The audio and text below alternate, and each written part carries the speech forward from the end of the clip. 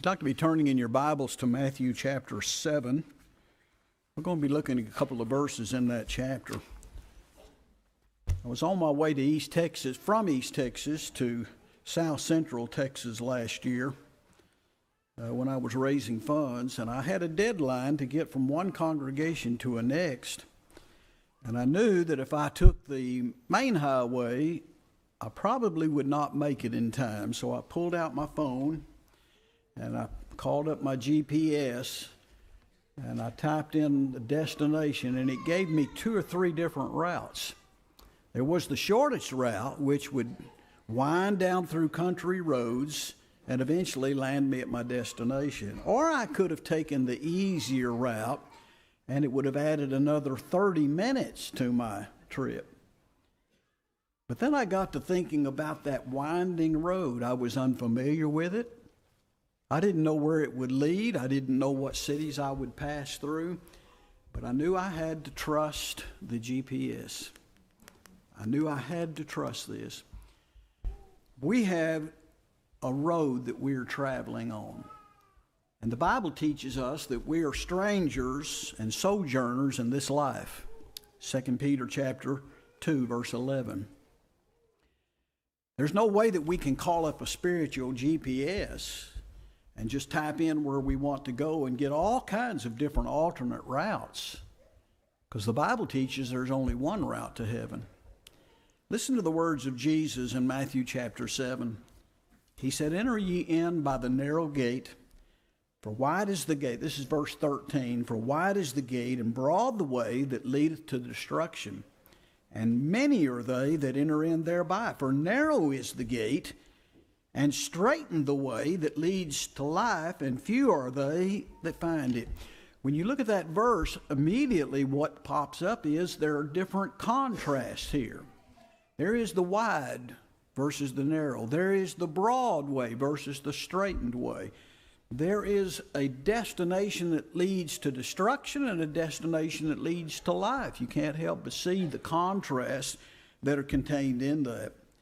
And I see the contrast in 3 aspects. I see a contrast with regard to the gates, the roads, and the destination. And each one of these is an important part in the road that we're traveling and the destination to which we are heading. I want you to think about 2 gates for a minute. There is a wide gate and then there is a narrow gate. The wide gate is very easy to enter through. In fact, it's almost effortless.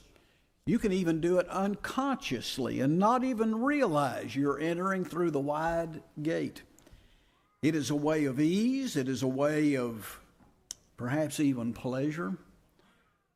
But it is a way that leads to destruction, as we'll see later on. It calls for this gate calls for no commitment, no conviction, no character. It is, if you will, come as you will and do what you desire in order to fulfill your spiritual needs. I was reading an article by Gregory Allen Tidwell, who is the editor of the Gospel Advocate. This article was about 10 years old, and he said that he had visited one of the more progressive congregations, that's what he called it, at the invitation of a friend. And he said, as we sat in the Bible class, the teacher presented an interesting question. He said, "What do we have to do to be a member at this church? What do we have to believe to be a member at this church?" And of course, one individual, sort of in a mocking manner, raised his hand and he said, "Well, you don't have to believe the King James translation is the only translation." Well, that got a lot of snickers. And then somebody else says, "Well, you don't have to believe that instrumental music is wrong." Somebody else chimed in and said, "You don't have to believe that there are any restrictions for marriage and divorce." And as the list kept going, the man was writing these identifying marks on the board, and then somebody raised their hand and said, "You have to believe that Jesus is the Christ, the Son of God." And Brother Tidwell said, "Well, I thought to myself, finally, a good starting point that's based on the Bible." And as the teacher began to write that phrase, "You must believe that Jesus is," somebody said, "Wait a minute. Who are we to question the sincerity of the Muslims or the Hindus or other religions. And so the teacher took an eraser, and beside the words, "you must believe," he wiped out the name of Jesus. And Brother Tidwell said, that is the point where I got up and I left. We live in an age today that seems to think that it makes no difference what you believe, what gate you enter, or even what road you travel, that if you are sincere, you'll reach your destination. But there is that broad gate. Let's talk about the other one for a moment. There is a narrow gate through which we can enter. And that narrow gate is conditioned upon three things. Number one, I have to have a sense of conviction about what I believe and why I believe it. Jesus said, "Therefore, whosoever he be of you that renounceth not all that he has, he cannot be my disciple." I have to be willing to make the great sacrifice. I have to not only have a sense of conviction, I have to have a certain conduct in my life. My behavior has to come in line with what God teaches.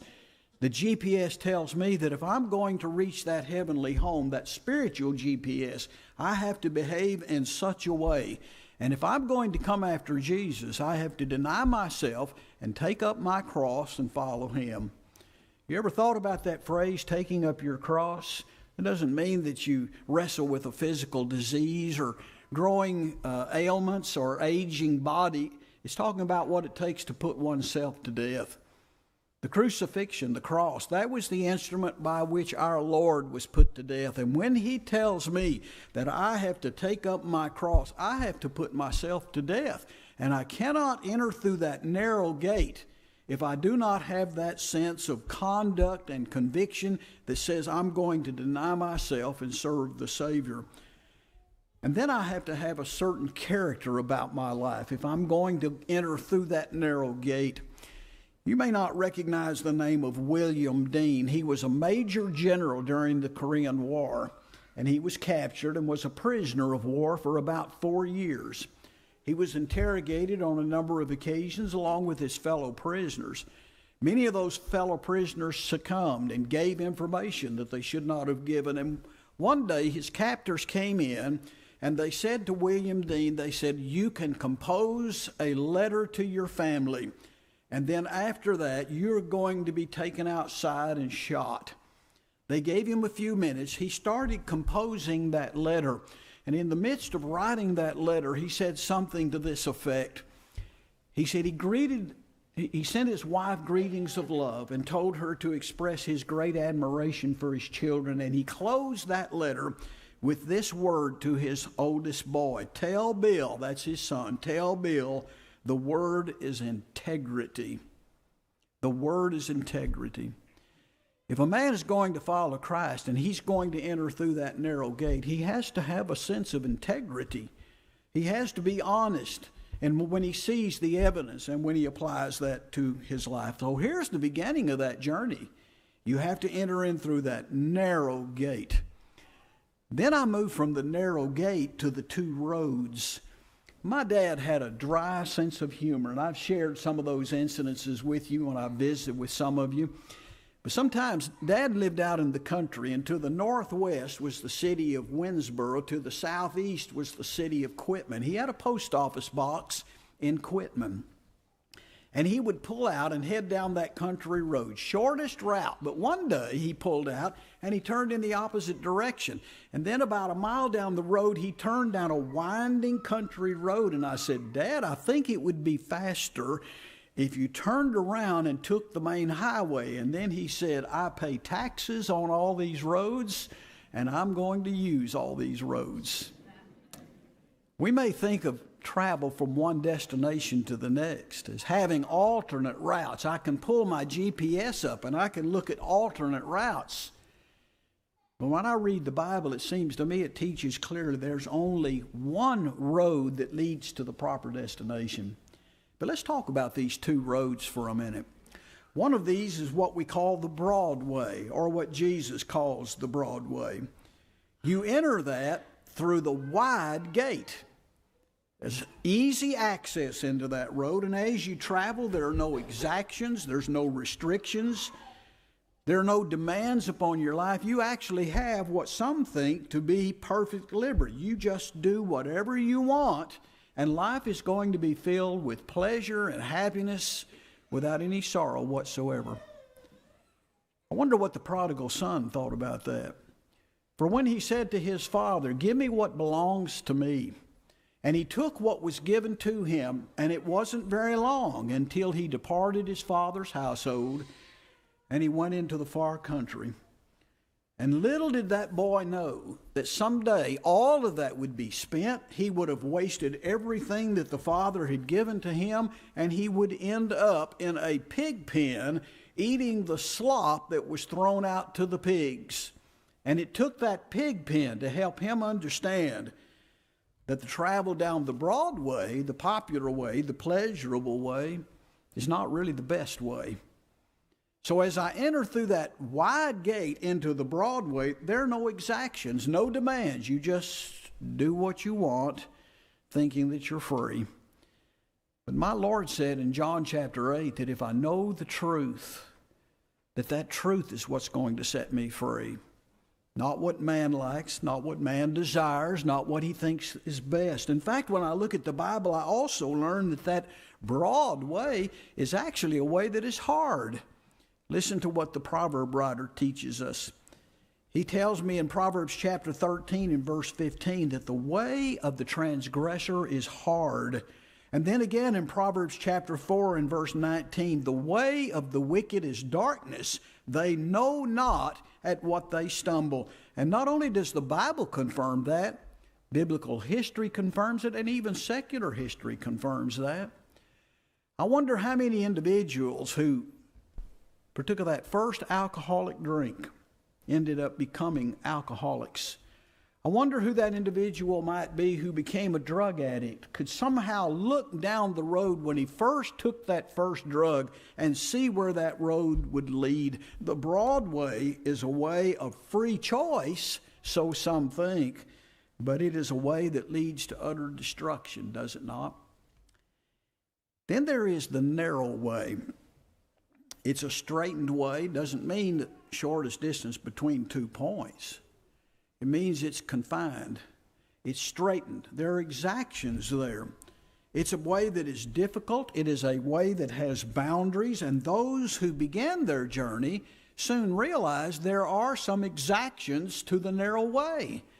But in the final analysis, the narrow way is the best way of all. We're going to talk about the destinations in a moment. But when you think about life in general, a self-controlled life and a restrained life is far happier and more enjoyable than a life that just throws caution to the wind. That's true in this life, and it's certainly true in the destination to come. Someone once said that delayed gratification is the greatest gratification of all. That's what we're talking about, is self-restraint, self-control. And the Apostle Paul, when he wrote to the Corinthians, envisioned the Christian life like a race. And he said, they run to win a single crown. I run, Paul said, to obtain that eternal crown. And then he makes this observation. He said, therefore I buffet my body daily, and I bring it into subjection, lest after any means that I have preached to others, I myself should become a castaway. Are there disadvantages in the Christian life? Not really. There are some who say it's restrictive, it takes away fun, but in the final analysis, there are no restrictions. I simply love God, and I do what I want to please Him as He's directed in His Word. The proverb writer tells me that with regard to that narrow road, it's a way that leads to light. And here's what Solomon wrote, but the path of the just is the shining light, and shineth more and more unto the perfect day. So let men think there are disadvantages. In the final analysis, that narrow way is the way that leads to eternal life. But it's also a road that is traveled by a person who has the right desire, a desire to go to heaven. Desire is the ingredient that changes the hot water of mediocrity into the stream of outstanding success. It seems to me that if I'm going to travel the narrow road, I have to have a desire to do that, and then I have to make a concentrated choice to do that. That's why God made us creatures of choice. Calvinism gets it wrong on this. Calvinism thinks that God somehow arbitrarily selected what man was going to be, either lost or saved. But the Bible teaches clearly that man has that choice. Choose you this day whom you will serve, Joshua said. And Moses in Deuteronomy chapter 23 said, why would you choose death? Choose life. He gives the choice to me, and he gives the choice to you. So when I look at this narrow way, it's a road that is traveled by those who desire, and it's a road that is traveled because one wants absolute, true freedom, absolute freedom. And then in the third sense, this road is narrow because it's the way of truth. Truth by its very nature is narrow-minded. I can take my phone out of my pocket and I can dial a number, and if I miss that number by one number, I will not get my destination. I had an individual call one time, had the wrong number. I answered the phone. They said, is this so-and-so? I said, no. They said, are you sure? I said, absolutely, I'm sure. Is this the phone number? I said, no, sir, you missed it by one digit. He said, are you sure? I said, I'm absolutely sure. Did you know he hung up and called me right back and missed the number again? Truth is narrow, is it not? Yes, Jesus said, he that believeth and is baptized shall be saved. And that command is so very simple, so easy to understand, that sometimes people miss the value of truth in order to embrace their own desires, and they're deceived by error. It's a way of truth as well. But it's also a road of self-sacrifice and abstinence. It says, I am going to restrain myself for the better good.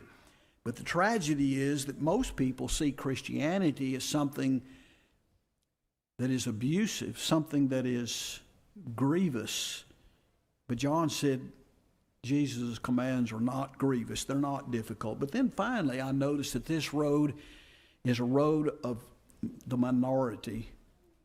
When I was growing up, probably like so many other children, I would often say to mom and dad, can I have this or can I do that? And they would respond by saying no. And I would say, but everybody else is doing it. And I said I would never tell my children that, but I did. And probably many of you did as well. It is the road of the minority. The masses are traveling in one direction, but the minority are heading on that road that leads to eternal life. Someone once said the masses are thoughtless or careless or willful. They are reluctant to waive comforts, pleasures, and material gains and subject themselves to the extreme exactions of toil. And yet history teaches us that in every realm, high development and accomplishment are reached by passing through a narrow gate and along a straitened way. The danger is we'll follow the masses. And so we're given the warning in Old Testament and New Testament alike. God through Moses said in Exodus chapter 23 and verse 2, don't follow a multitude to do evil. The masses act under the guidance of impulse instead of reason. They act on the emotions instead of the mind. They act on how they feel instead of how God directs. Salesmen recognize the value of that. And you walk through a department store or a place of, let's say Walmart, they have in the aisles things that will draw your attention because they know we're creatures that act on impulse. That may be good in some areas. And you may be reminded of some things that you need to purchase, but when it comes to making a decision for God, acting on impulse does not measure up to acting on reason as God has told us. And so I see two gates. One of these is narrow, one of them is wide. As far as the roads are concerned, one of them is a broad way and the other is a straitened way. Now let's talk about the two destinations. If each of these roads led to the same destination, it wouldn't make a lot of difference, would it? I can call the destination up on my GPS and it'll give me alternate courses. I wonder if there would be a possibility of maybe some way plugging in some information in those alternate courses and asking the Google or whatever to show me what is the most dangerous way. Which one leads to destruction? Which has more accidents on it? And wouldn't it be great if you could punch that in and that little GPS would tell you this route over here, you're likely to be held up by construction. This one over here, you're likely to find heavy traffic. But what if it gave me a destination that said this road here will lead to death as sure as you're reading this map? How many of us would be so foolish then as to launch out on that road knowing the destination is not one of life? Jesus gives me two destinations. The entrance takes me into the road that leads to each one of those destinations. And whether it were both gates leading to the same destination or even both roads, it wouldn't make any difference. And unfortunately, the devil has convinced so many that it makes no difference what road you're traveling as long as you're doing that sincerely. I want to talk about each one of these destinations for a minute. One of these is the destination of destruction. Everything that word entails is negative. I don't read of any description in the pages of the Bible of anything that is said good about hell. It's called a place of fire, a place of weeping, a place of separation, a place of death, a place of misery, a place of gnashing of teeth. There's nothing that is ever said good about hell. And yet, amazingly, so many people can see that destination and will even admit to it, and yet they keep traveling down that road that ultimately is going to lead to destruction. Oh, that men would have the wisdom of Asaph when he wrote that 73rd Psalm. And as he starts that psalm out in the very first verse, he says, surely God has been good to Israel. It's one of the few psalms where the psalmist writer begins with his conclusion. Surely God has been good to Israel. Asaph, why did you draw that conclusion? And then he reflects upon his past. He said, when I looked at the prosperity of the wicked, my feet almost slipped. And he begins to analyze the wicked. He talks about how proud they are and how it seems that they have no troubles in life whatsoever. They seem to have everything that life has to give to them. They're traveling down the broad road. And Asaph said, I almost slipped. And I refused even to say to my fellow brethren that I would indicate my despondency or my despair. And then you have to love that 16th and 17th verse in that chapter where Asaph said, surely this was too hard for me to wrestle, too hard for me to answer until I entered into the sanctuary and I saw their latter end. The Bible is our spiritual GPS, and my friends, it tells you there's only two routes, two destinations. One of these is heaven and the other is hell. And it tells me the consequences of traveling that broad way, where my destination is. But let's talk about the life that he offers. Destination of destruction or life. Every description of destruction is just the opposite when it comes to the description of life. The magnitude of the glory of heaven cannot even be imagined. Yes, John paints a marvelous picture of what heaven is going to be like, where we're going to be walking on streets of gold, and we're going to pass through one of 12 gates into that eternal city. And you're going to see the tree of life and the river of life. You're going to have access to the Father. You're going to have fellowship with Jesus and all the saints for life eternal. And it depicts all that. But I have a feeling that we're only getting a glimpse of what it's going to be like. The glory of heaven is so opposite of the destiny of destruction that it astounds the mind. Listen to what John writes to us in 1 John 3:2. He said, we know that we are the children of God, and it is not made manifest what we shall be.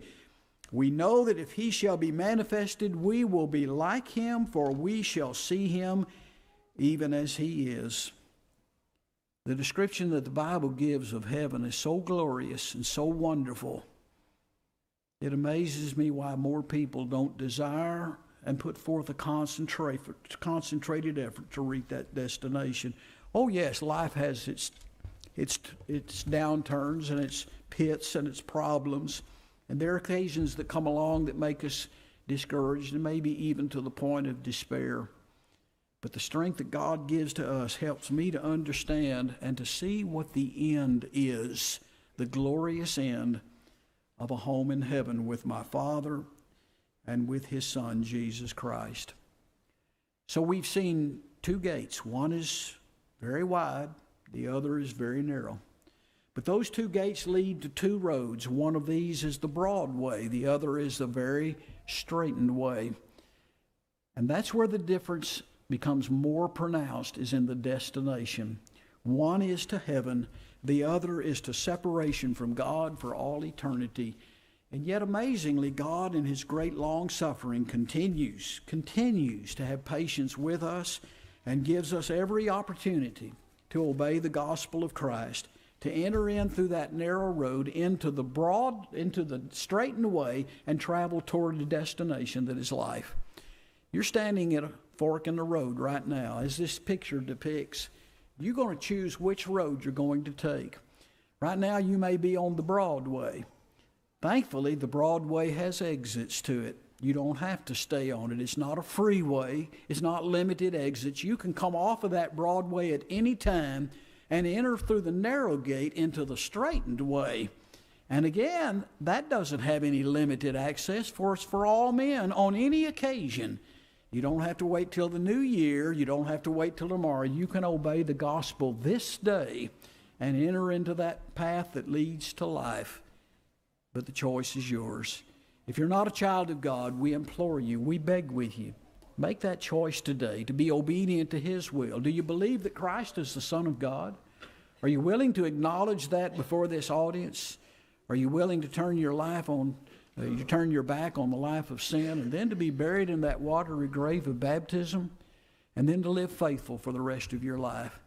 You'll be able to arrive at that destination that Jesus will lead us to. If you are a child of God and you've drifted away, perhaps done some things that are contrary to God's will, if that's public, make public confession. Let us pray on your behalf. If it's private, make your corrections with the one whom you've offended and with God. And if you have a need to respond to his invitation, we invite you to come as together we stand and as we sing.